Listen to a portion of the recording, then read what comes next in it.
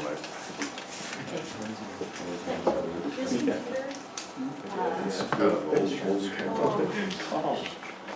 got it.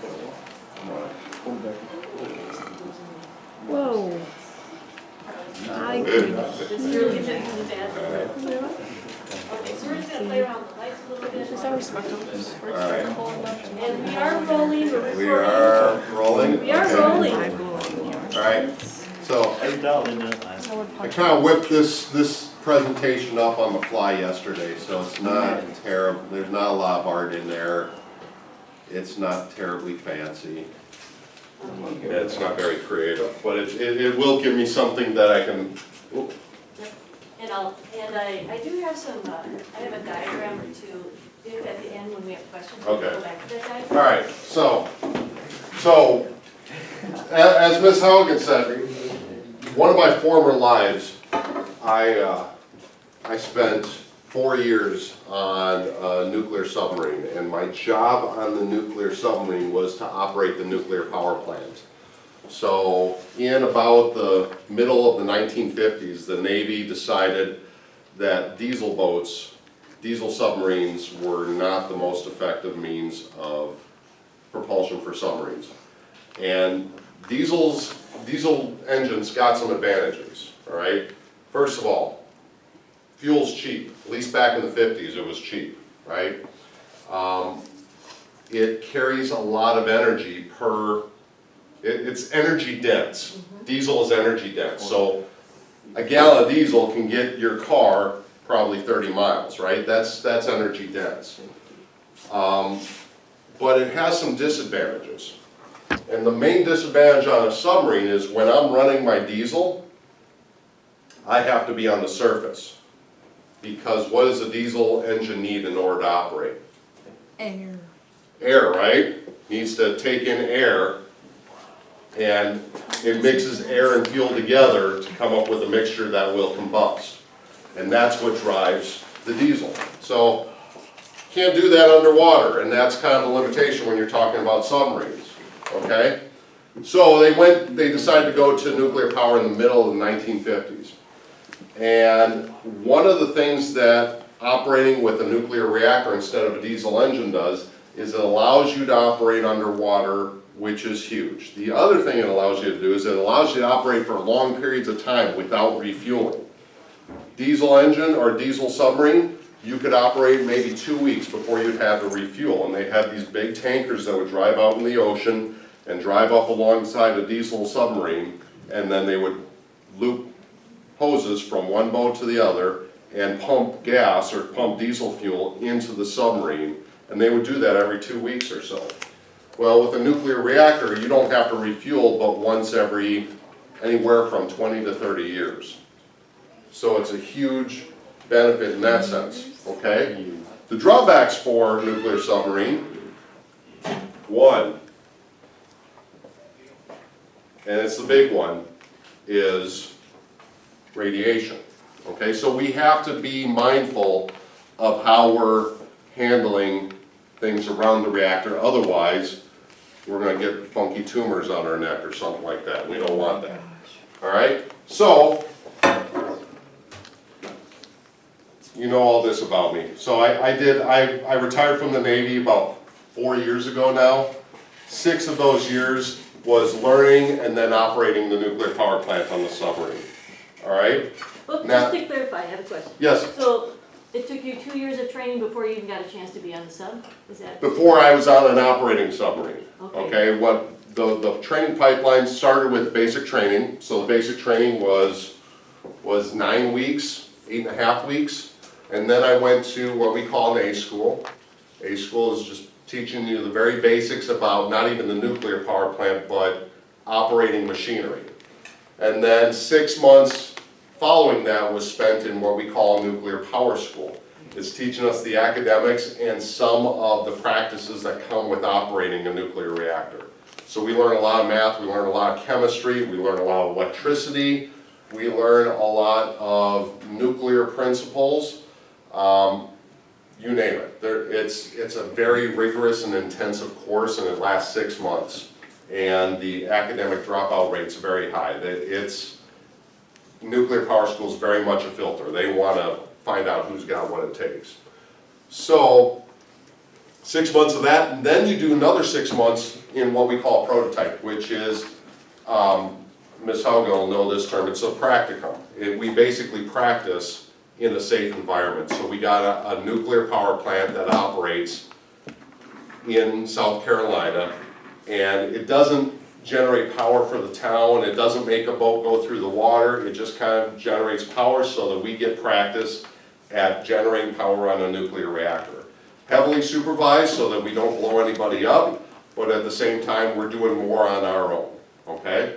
And we do that for another 6 months, so really about 18 months before we go out to the fleet on a real submarine or on a real surface vessel that has a nuclear power plant, okay? Now, what is nuclear power? Now, nuclear power is, we take a uranium atom, and it's a very specific uranium isotope. It's uranium-235, and we bombard it with neutrons. And what happens is one of those neutrons gets absorbed into the uranium nucleus and makes that atom unstable. And it makes it so unstable that it breaks off into two pieces. Okay? And at the same time that it breaks off into two pieces, it releases energy that we then use to heat water, and then we use that water that's been heated to make steam, which then drives the turbines and some auxiliary equipment. Okay, so that's what nuclear power is. Now, one atom splitting doesn't make a lot of energy, but we're splitting millions, even billions of atoms at a time. That makes enough energy to make our propeller go around, and our turbines and our turbine generators go around.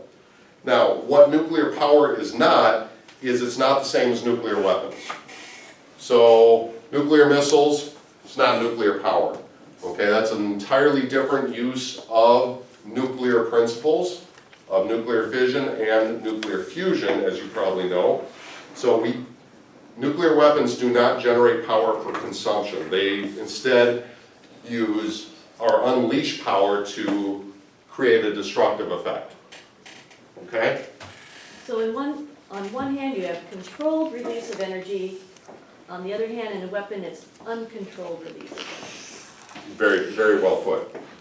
So, the pros of nuclear power, like we talked about, I have, and I use air quotes here, unlimited power supply, meaning, like I said earlier, I have to refuel my nuclear power plant every 20 to 30 years.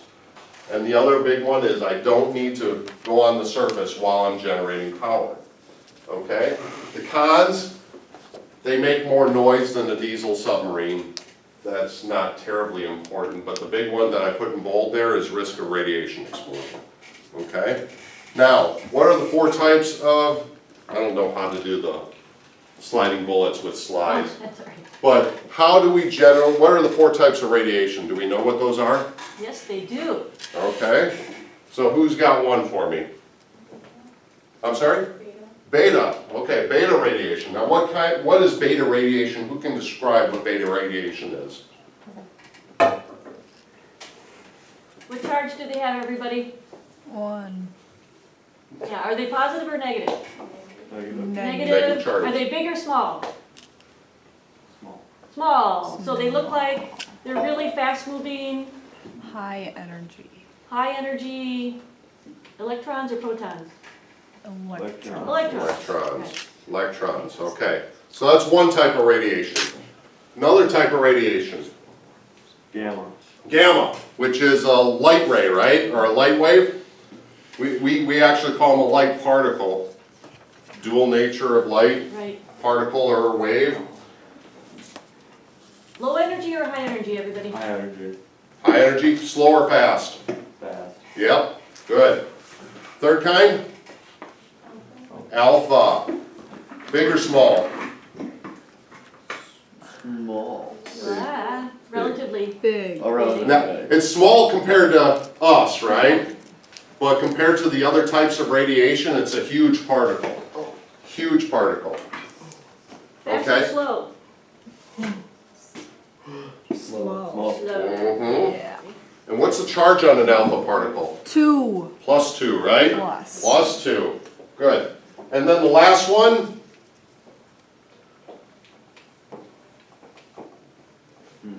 No charge,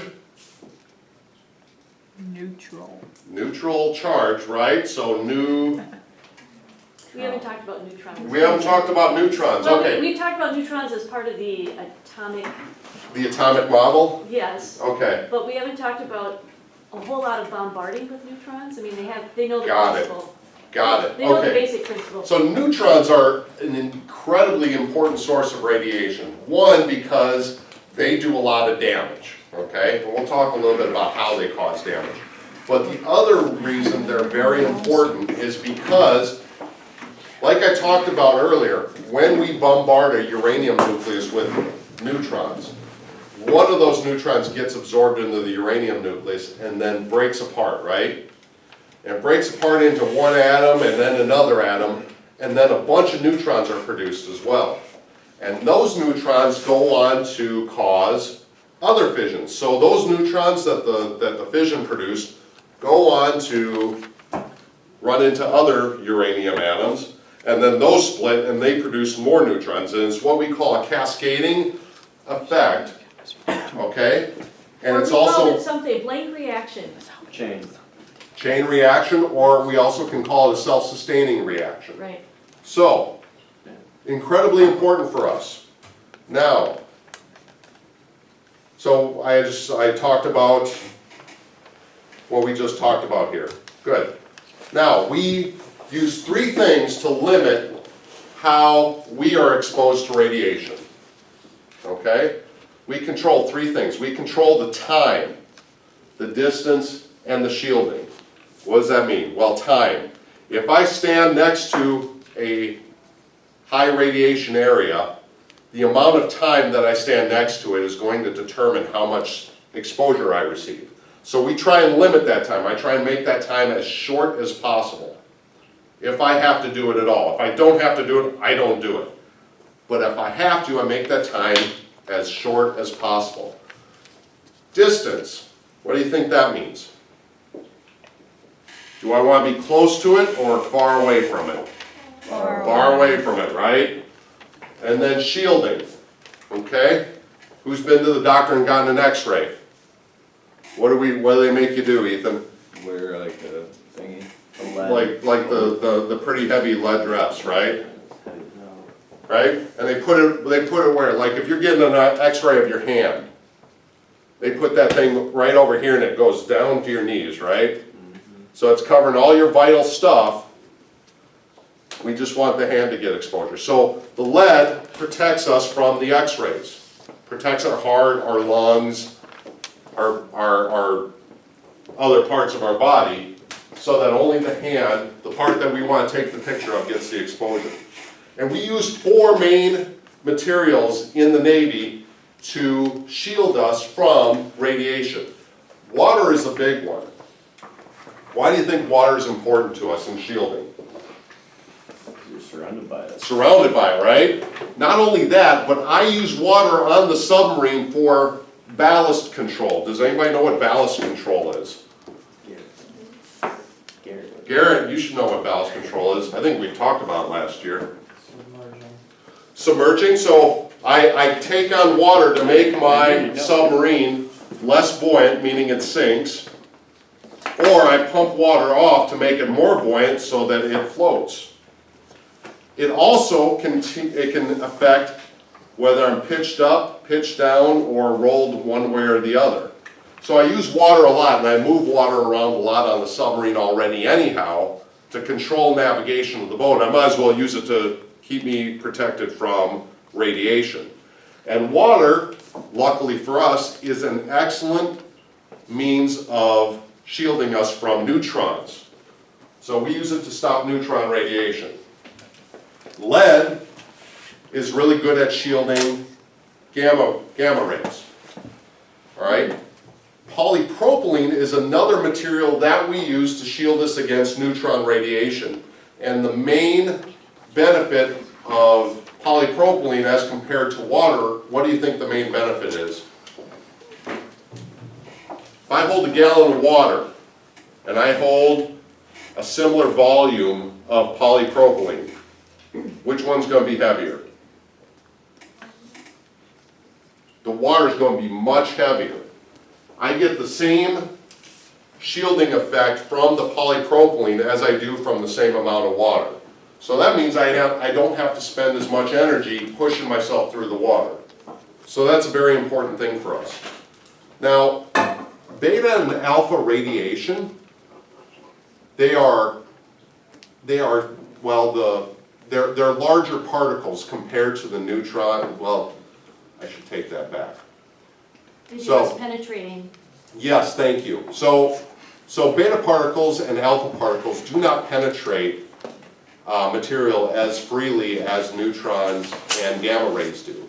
So what we need to do basically is just make sure that we keep ourselves and our clothes clean from contamination, okay? And that's what we're going to talk about. No, not yet. We'll get to that in a little bit. Now, the radiation in the nuclear power plant comes mostly from the fission of uranium-235, but it's not our biggest source of radiation exposure. Our biggest source of radiation exposure is from a material that we call cobalt-60. And cobalt-60 comes as the result of cobalt-59 becoming irradiated with neutron radiation. So again, cobalt-59 is bombarded with neutrons and it absorbs one and becomes unstable, okay? And the half-life of cobalt-60 is about 5.5 years. So every 5.5 years, I lose half of the volume of cobalt-60 due to radiation. And it's a fairly higher amount of radiation. But where do I get the cobalt-59 from? A lot of the metal in my nuclear power plant uses cobalt-59 as an alloy in metal alloys. It's very hard and it's very tough, so I use it in valves and other piping components because it's tough and it resists corrosion. Okay? That's the main source. So what happens is that cobalt-59 gets irradiated and becomes cobalt-60. And then corrosion of that material, even though it's corrosion resistant, it still corrodes a little bit. That corrosion falls off the metal and becomes becomes entrained in the water and gets flushed to other parts of the water system. And it settles in dead spots of piping systems. And those become our hot spots in the nuclear power plant. And those are the spots that we end up staying away from. Now, Oh, I got a question, sorry. yes, What do you use to detect the hot spots? Just a handheld Geiger counter? we use handheld there's different types of radiation detection equipment, and they specialize in detecting different types of radiation. So Okay. we have one type of detector that specializes in detecting gamma, and we have another that detects neutrons, and another one yet that detects betas, and another one yet that detects alphas. Okay. Now, all of our measuring devices detect all types of radiation, but they really specialize in one type of radiation. So yeah, we do that, and then everybody also carries what we call, it's about the size, it's literally maybe about that big, and it's called a dosimeter. And we wear it on our belt, and basically what it does is when we're exposed to radiation, this thing's also exposed to radiation, and a little crystal inside stores that, and then we read it later on, like once a quarter, once every 3 months we'll read it. And that tells me what my exposure is throughout my lifetime on the submarine. And the same thing would happen if you were working in medical research or applications in medicine. They would ask you to wear that little tag all the time, and then you would get checked every once in a while. And one of the interesting things about that is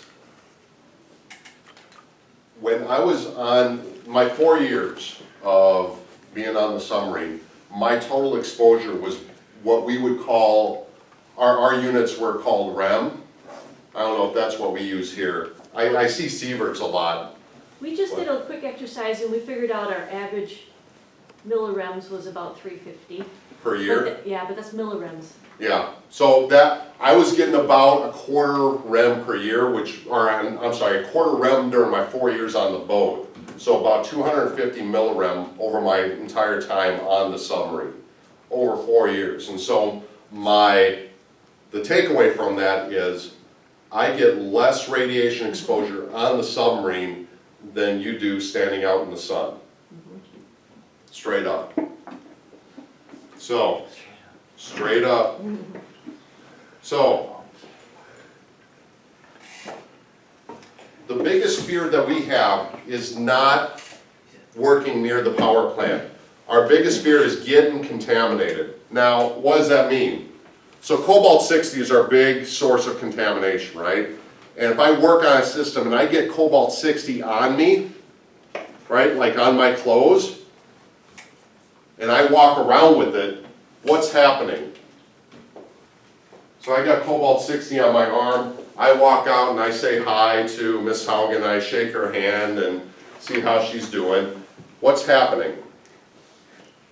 You're spreading it. I'm spreading it, I'm carrying it around with me, right? So contamination is really the biggest risk that we have. So we take very good care of making sure that when something gets on me, it's getting on a surface that is not going to be carried around. So we get into what we call anti-contamination clothing. Every time that we work on an at-risk system, I will get in this suit. It's yellow, just like you see in the movies. And I got gloves that come up to here, and I got a face shield mask, and I got a hat and all that stuff.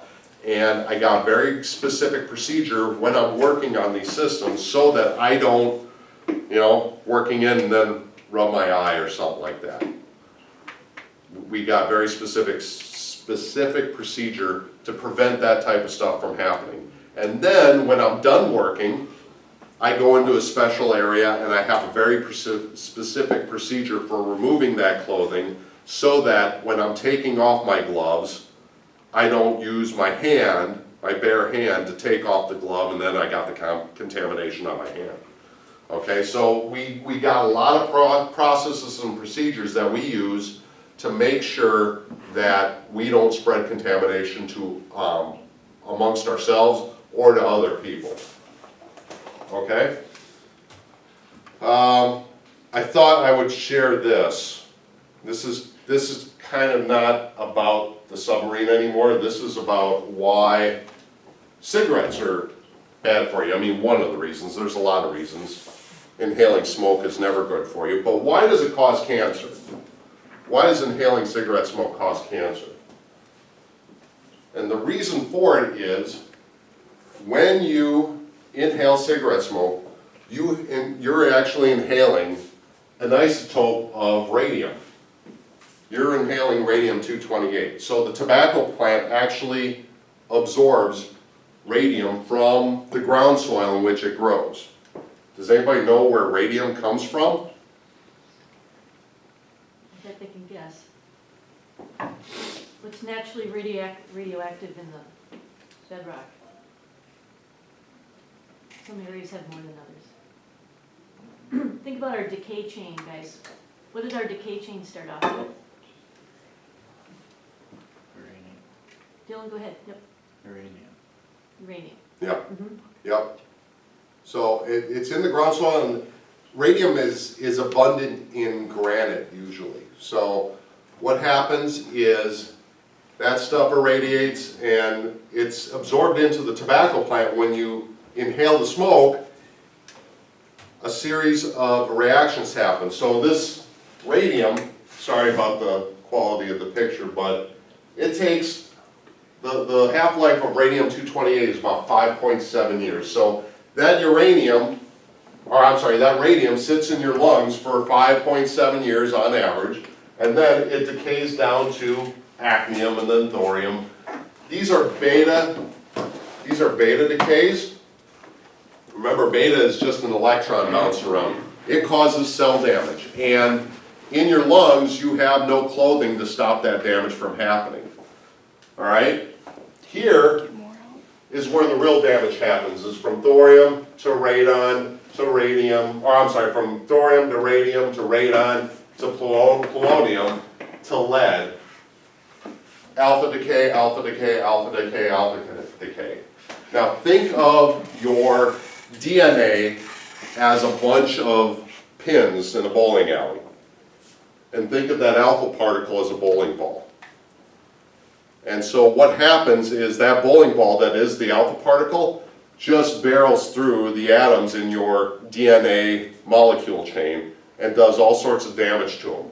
It causes mutations, and it also breaks chains of DNA molecules apart. So it causes cells to die, and it also causes cells to mutate.